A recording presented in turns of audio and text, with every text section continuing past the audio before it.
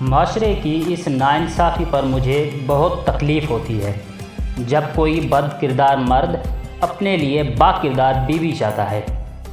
عروج ملنے پر انسان خدا نہ بن جائے، اسی لیے خدا نے زوال رکھا ہے۔ لالچ کا پیالہ لے کے چلو گے تو وہ کبھی نہیں بھرے گا، کیونکہ اس میں ناشکری کے سوراخ ہوتے ہیں جو اسے کبھی بھرنے نہیں دیتے۔ اگر قسمت کا لکھا ہی سب کچھ ہوتا تو اللہ انسان کو دعا مانگنا نہ سکھاتا۔ جب پیٹ اور غرور بڑھ جائے تو اپنوں کو گلے لگانا بہت مشکل ہو جاتا ہے۔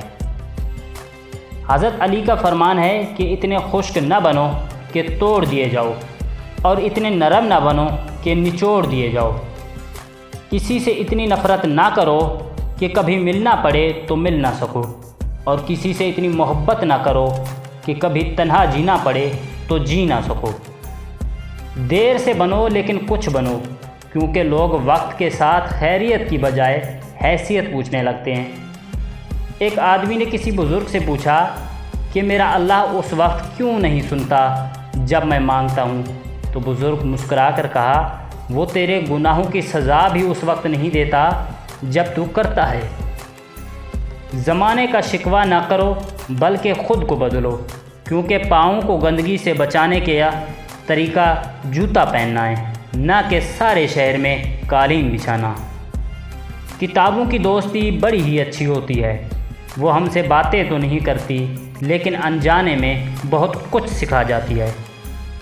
ایمان جب انسان کے اندر اپنی جڑیں مضبوط کر لیتا ہے تو برائی مشکل اور نیکی آسان ہو جاتی ہے، دل نرم اور آنکھیں نم رہنے لگتی ہے۔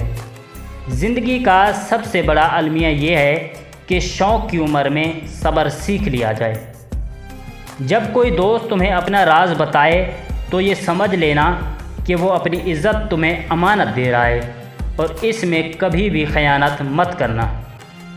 کتابوں سے کیا شکوہ اے دل ناداں، جب ہر چیز نے ہی مٹ جانا ہے تو پھر خواہش کیسی؟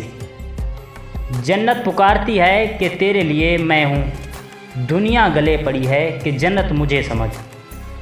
زندگی میں کسی بھی انسان کو اتنا قریب مت کرو کہ وہ آپ کو معمولی سمجھنے لگے۔